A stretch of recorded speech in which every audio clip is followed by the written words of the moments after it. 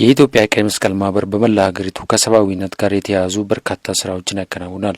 ከዚህም ባሻገር ከተለያዩ የልማት አጋሮች ጋር በመተባበርም በጤና፣ በንጹህ መጠጥ ውሃና በሌሎችም ዘርፎች በመንቀሳቀስ ህብረተሰቡን ተጠቃሚ የሚያደርጉ ስራዎችን ያከናውናል። የማውና ኮሞ ልዩ ወረዳ ጽጽራ ቀበሌ ነዋሪዎች እንደሚገልጹት የንጹህ መጠጥ ውሃ እጦት ጤናቸውን ከመጉዳት ሌላ ውሃ ለማግኘት የሚያደርጉት ረዥም ጉዞ የሰዓት የጉልበት ብክነት አስከትሎባቸዋል። የኢትዮጵያ ቀይ መስቀል ማህበር አሶሳ ቅርንጫፍ ያስገነባላቸው የንጹህ መጠጥ ውሃ ከችግሮቻቸው እንደገላገላቸው ይናገራሉ። የውሃ ችግር ነበር ማለት በጣም ህዝቡ የወራጅ ወንዝ ነው እየጠጡ የነበረና ያልሆነ ትላትሎች ለራሱ ማለትና እዚህ ሚላሳችሁ ላር ውስጥ እኮ የሚይዙ የነበሩ አሉ። እስከ ሐኪም ቤት የደረሱ ነበር አሉ ማለት ነው። ግን አሁን ይሄን ውሃው በቂ ነው። ውሃው በትክክል እዚህ ሲደርስ ለኤሌመንተሪና ሃይ ስኩል አሁን በጣም ደስተኛ ሆኑ ተማሪዎቹ ማለት ነው። ብዙ ጊዜ በዚህ ውሃ ሳይሰራ በፊት አብዛኛው በቃ ተቅማጥ በሽታዎች ነበሩ። ደም ተቀላቀለ ተቅማጥ ብዙ ጊዜ የምናከመው እነሱ ነበሩ። ለምንድነው አብዛኛው ሰው ወንዝ ላይ ውሃ የሚቀዱ ከብቶች አቋርጦ ያልፋሉ። እንደገና ተመልሰው ማህበረሰቡን በዛው ይቀዳሉ።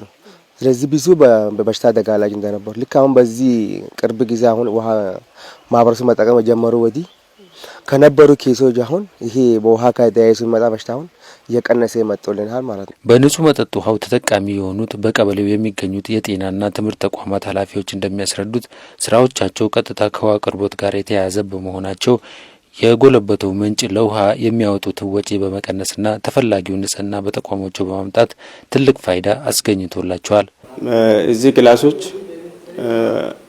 ውሃ የምንሰራበት ወይም አገልግሎት የምንሰጠው ሳም እንደዚህ ለፕሪፓሬሽን ዊዛውት ዋተር መጠቀም አይቻልም። አሁን ውሃ መጥቶ በምንም አይነት አንቸገርም ማለት ይቻላል። ጽዳት በተመሳሳይ አቧራ ሲያስቸግረን ነበረ። ምንም አይነት ፋሲሊቲ ተሞልቶ አሁን ቤቱ እንደምታዩት ትንሽ ስታንዳርዱ የጠበቀ አይደለም። ለዛ አሁን ውሃ በመጣ ቁጥር በየ24 ሰዓቱ ታጥቦ አገልግሎት እንደምሰጥ ምቹ ለኛም አፍለብል የተሰጠ ነው ማለት ይቻላል። ከዚህ በፊት ውሃ ለመግዛት የምንጠቀመው ከዚህ ስንጠቀመው የነበረው ውስጥ ገቢ የመለሰልን ነው ያለነው። እሱ ምንድነው በበርሜል ነበርኛ ውሃ በኮንትራት ወስደን እዛ ጤና ጣቢያ ለጽዳትም አገልግሎት የሚሆን እዛ አገልግሎት ለሚያገኙ ማህበረሰብም ጭምር ውሃ ተጠቃሚ እንዲሆኑ የግድ ጤና ጣቢያ ማድረግ ያለበት ነገር እያደረገ ነበር። ከዛ ጋር ተያይዞ ብዙ ችግር እንደቀረፈ ነው እኔ ይታየኝ ያለው።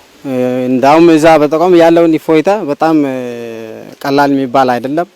በኢትዮጵያ ቀይ መስቀል ማህበር የአሶሳ ቅርንጫፍ ጽሕፈት ቤት የኢሲአር2አር ፕሮጀክት አስተባባሪ አቶ ሽመልስ ጌታው በበኩላቸው ለውሃ ግንባታ ስራው ወደ 3.5 ሚሊዮን ብር የሚጠጋ ወጪ የወጣበት ሲሆን ግንባታው ለህብረተሰቡ የሚሆኑ 2 ቦኖዎች በቀበሌው ለሚገኙ ጤና ጣቢያና ሃይ ስኩል ትምህርት ቤት የሚያገለግል የውሃ መስመር ዝርጋታና ሌሎችም ስራዎች መከናወናቸውን ተናግሯል።